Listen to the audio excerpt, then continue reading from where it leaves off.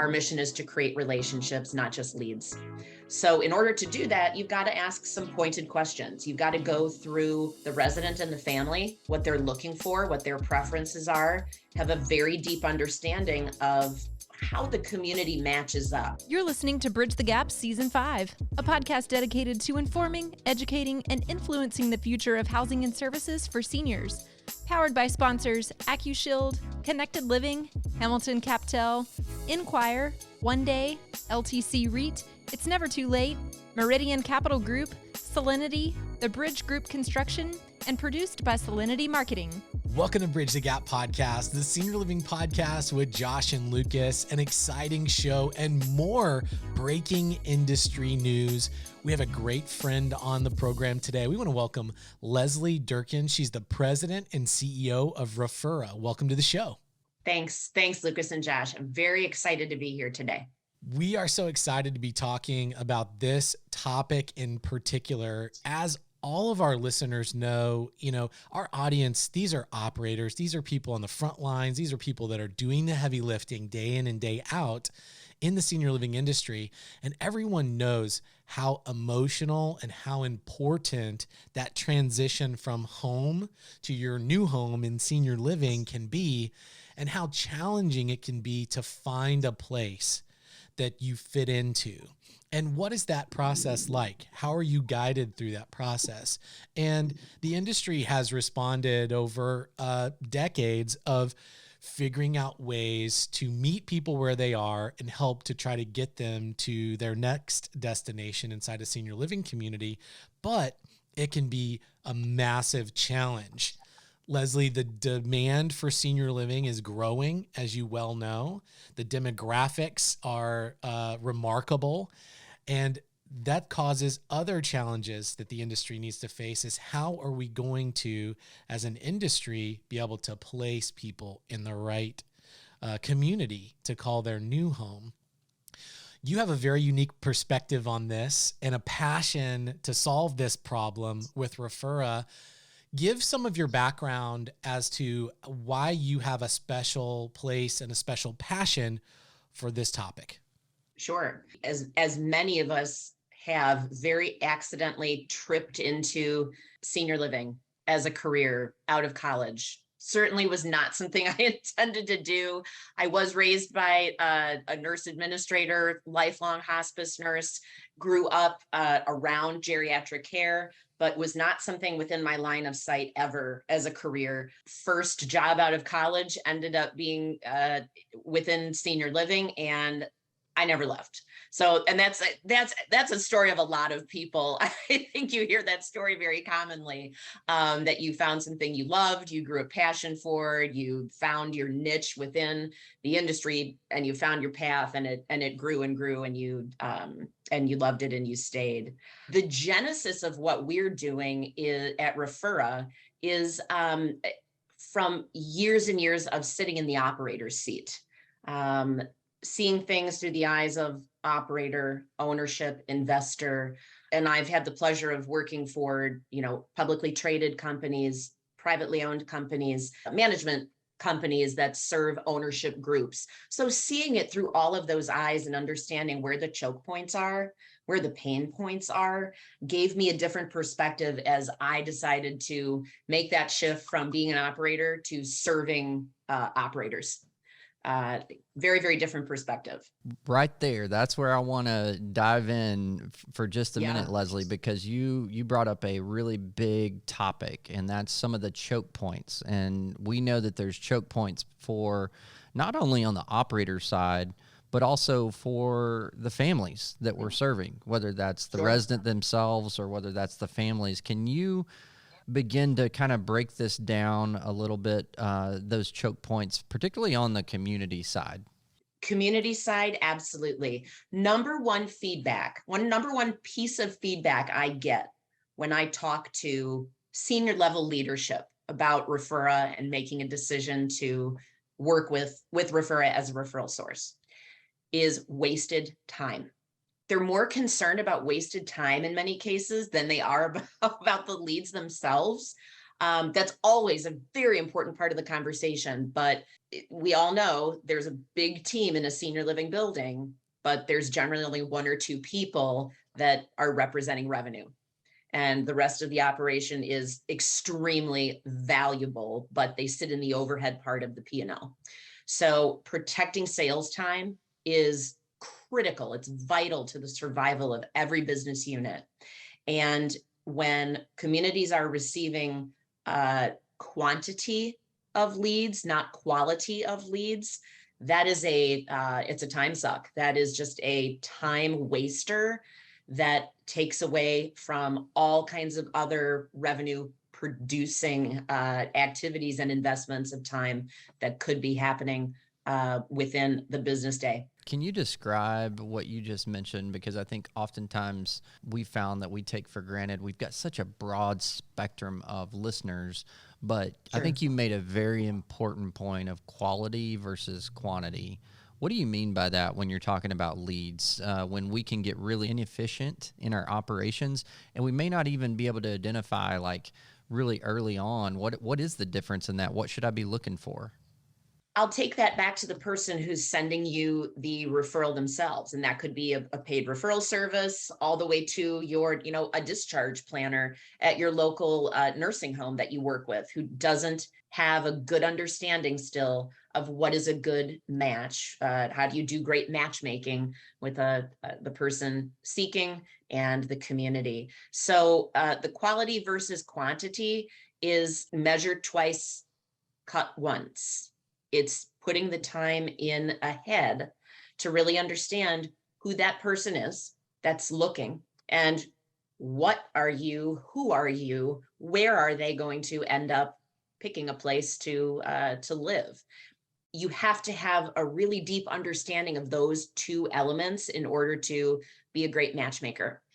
So that's where I go over quality versus quantity as an operator, as an executive director, as a regional or vice president, as a person sitting in the chair in the sales office at the senior living community. I don't want to sift through 20 or 25 mismatched leads. Mismatched leads where I'm saying, I'm not even sure how this ended up at my community. I'm a freestanding memory care. This is clearly someone who's seeking an independent living situation or a room style we don't even offer. All kinds of things that are that could be a mismatch. And I think many would agree, I would rather have 5 very appropriately matched closable leads where I can start off ahead of the game at a meaningful point with that family and that prospective resident, then sift through all of the time that it takes to sift through things that may not even be a good match up front. It's understanding both sides before even suggesting the conversation. Well, that is a huge piece. And I think probably so many organizations haven't really clearly defined that, what you just talked about, and probably it's really impacting conversion ratios. And, these teams are probably beating themselves up and getting beat up because they're seeing these conversion ratios and maybe they're not even qualifying these leads really well. And, I know from personal experience now, it seems like there's so many different places you can get leads from now, more than it seems like even what there was when I first got in the industry because of the digital world that we live in. But so often what you just touched on, we ended up just kind of chasing our tail because you're getting more leads than ever. But the operations teams just spend so much time just trying to figure out, is this even qualified person for our community? So, what are some of the solutions that we have that you can offer of how to put a system in place to better qualify that lead to make sure it's a quality lead coming in? The discovery process that we've developed is, I would call it closer to portions of the assessment. Maybe I shouldn't use the word assessment because I don't want to get into a healthcare term, but very much closer to the interview that a team at a senior living community would be sitting down and doing with a resident who walked in cold. We want to hand over a relationship. What we say at Referah is our mission is to create relationships, not just leads.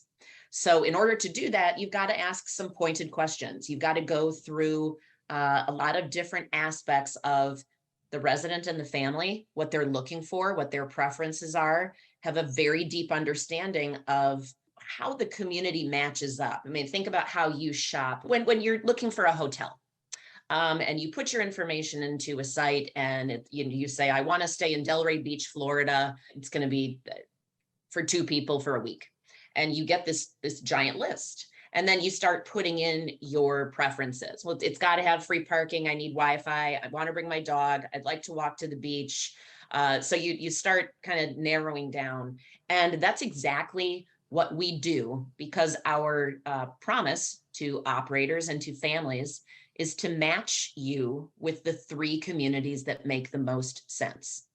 And that could be from a service preference, a geographic preference. It could be questions that aren't being asked. I can't waste a community's time with a married couple that absolutely has to have a 2-bedroom, 2-bath apartment. We want to keep mom and dad together, but it must be a 2-bedroom, 2-bath floor plan. And I'm sending leads to people that don't even have that to offer or may not have that available in their current inventory. So, and this is something hot. This is something that a family needs a solution within the next week or 2. There's that proper matching.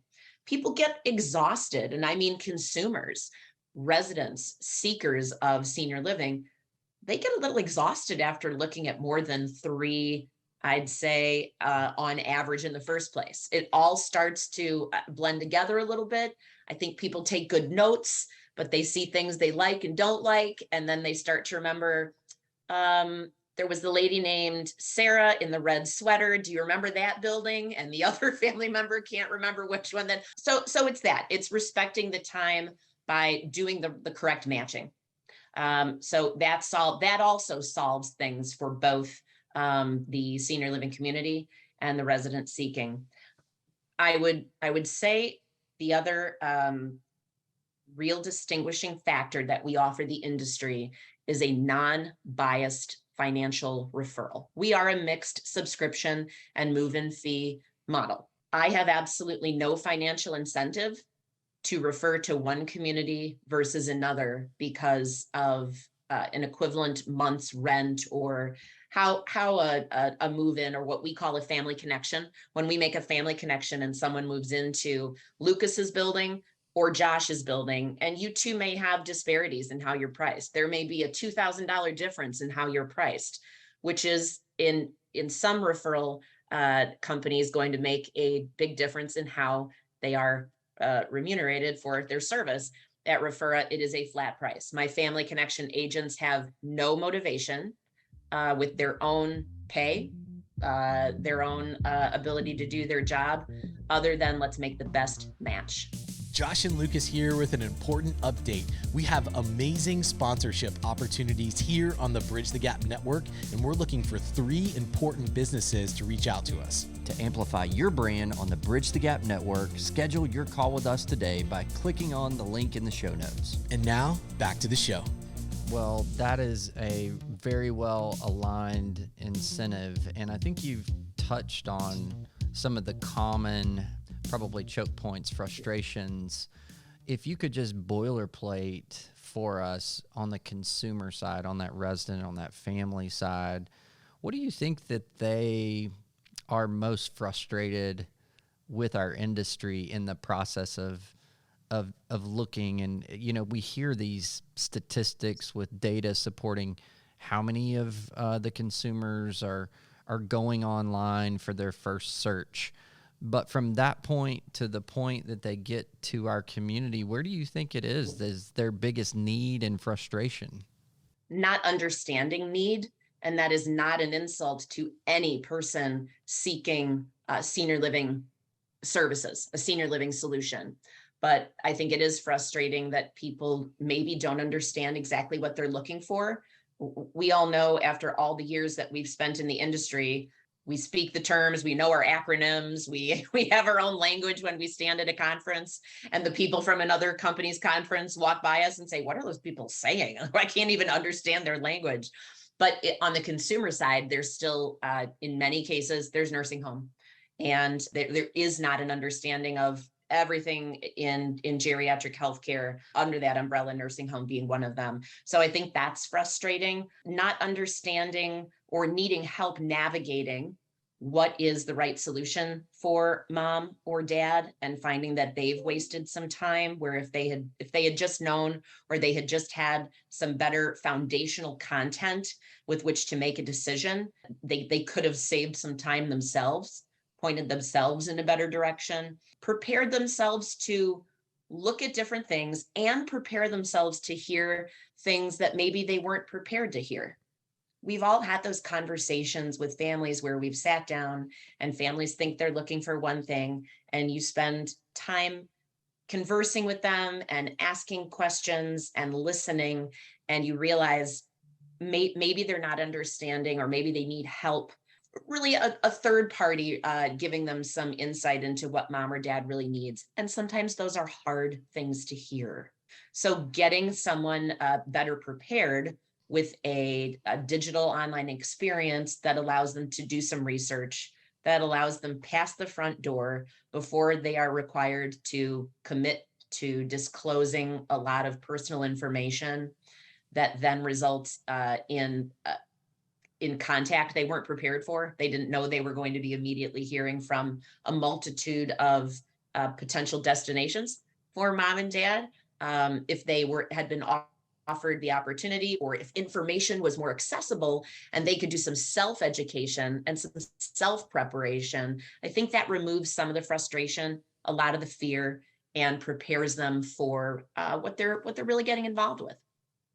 Well, so now back to the community side. I think I've either read or heard you say somewhere something that I thought, well, yeah, that should be obvious, but maybe tell me what you mean by it. And that was, I think you said something about a referral company should be working for the community.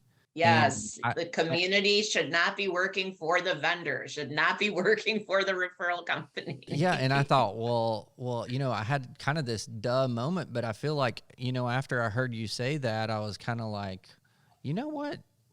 She's right. Why is it not like that? So, compare and contrast a little bit in what your business model has kind of attached it to make sure that happens. One of the main areas of focus is making data come alive. Any referral service is aggregating a lot of data, and they can develop and produce and push out a lot of reporting. Making that reporting come alive, turning it from numbers on a page into action steps, and working cooperatively, bringing in curated training.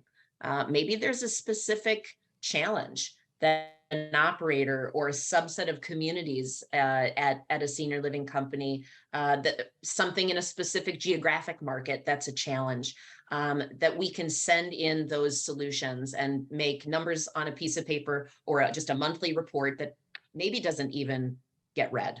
It might be something that just, there's the report, we delete it, or we pop it over into that account file, and maybe or maybe not, we look at that information and maybe or may not find it's valuable.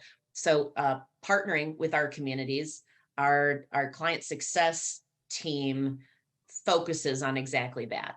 Let's look at what's happening. Let's look at your top 5 performers and your performers over here that need some help. What can we learn, and how can they help each other? These are just services and support that I did not receive as an operator. And it's delighting, surprising the customers in our industry. I think they're going to find that experience different. And it's how it should work. That doesn't mean that when you work with a vendor, they don't need to understand a lot about you. And when you kick off a relationship with a vendor or a new business partner, there's that period of time where you're learning about each other. But after that's established, you should never leave a transaction as a customer feeling like you have homework. That's wrong.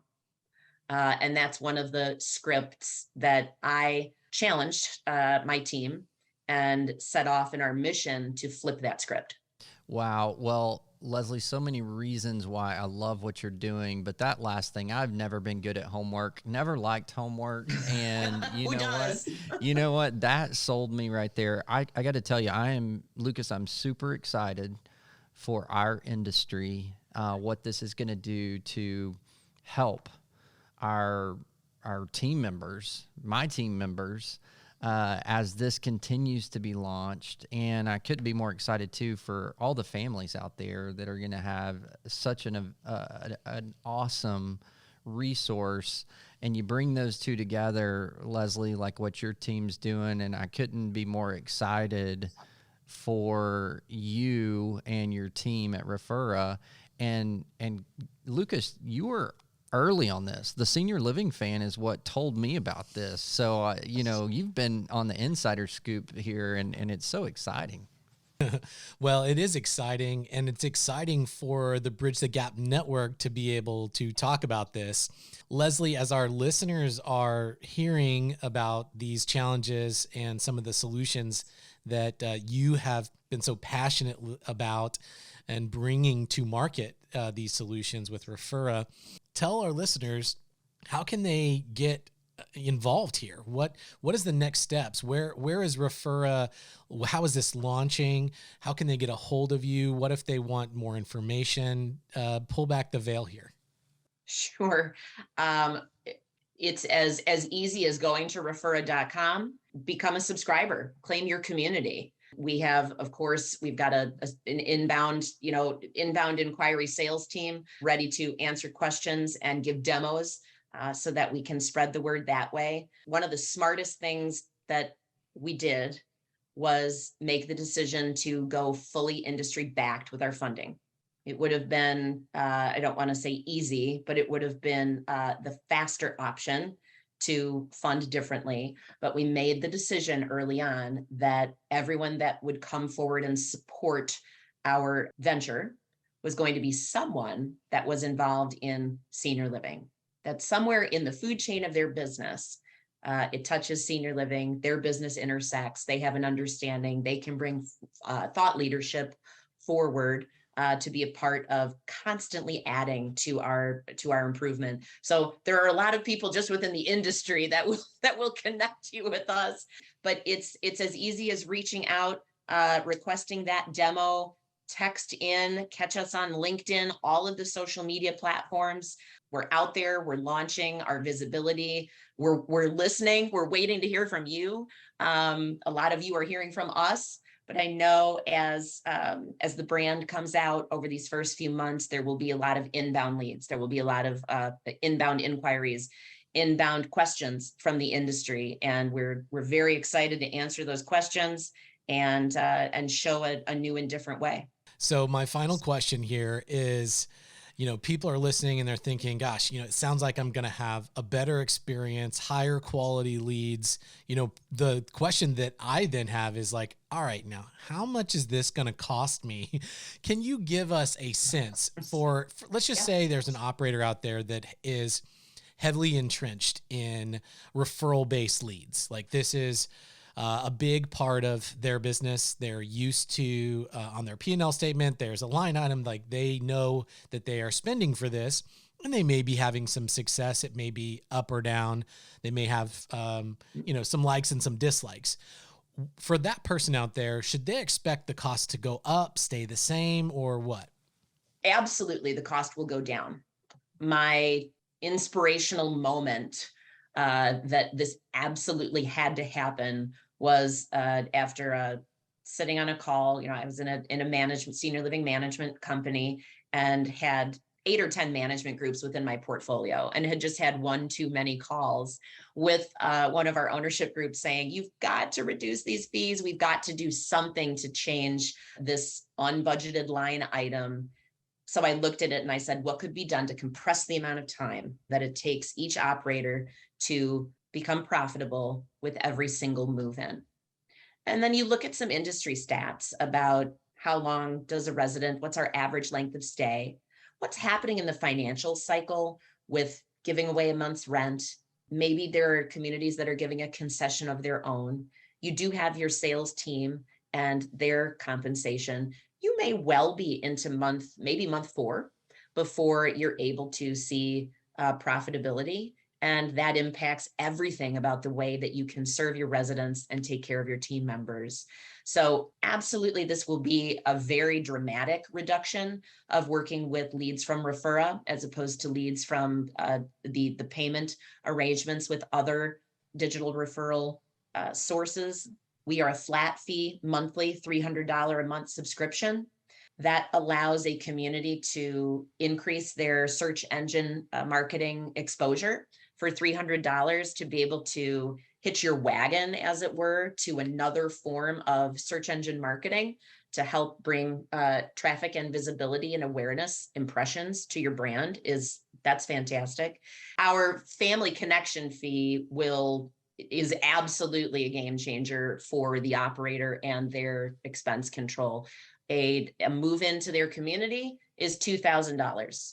So it is a marked difference, roughly a third of the cost of what we see on some industry averages of paying a paid referral source, a digital referral source for a move-in.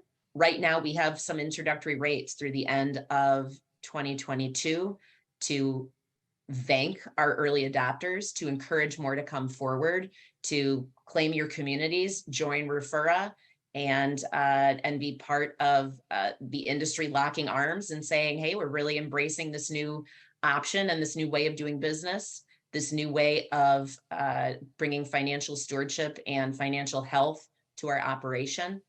So we encourage people to reach out. We're reaching out to you, but we encourage folks to reach out to us sooner than later to get the conversation going. Lesley, it's really exciting. I love the grassroots part of this story, that this is built and backed by people that already have not only just a passion for the industry, but a long tenured track record of being great stewards and knowing the problems very intimately and coming up with solutions like this in Referah. We applaud you. We're rooting for you. We're excited about this launch here on the Bridge the Gap Network to break this story to the industry and encourage our listeners and our friends to go and check you out. We'll make sure that we put all of this information in the show notes of your podcast player. Of course, you can go to btgvoice.com, access this content, download the transcript, connect with us on social, and connect with Lesley and her team at Referah. Lesley, great conversation. Thank you for your time today. Thank you, Lucas. Thank you, Josh. And thanks to everybody for listening to another great episode of Bridge the Gap. Thanks for listening to Bridge the Gap podcast with Josh and Lucas. Connect with the BTG Network team and use your voice to influence the industry by connecting with us at btgvoice.com.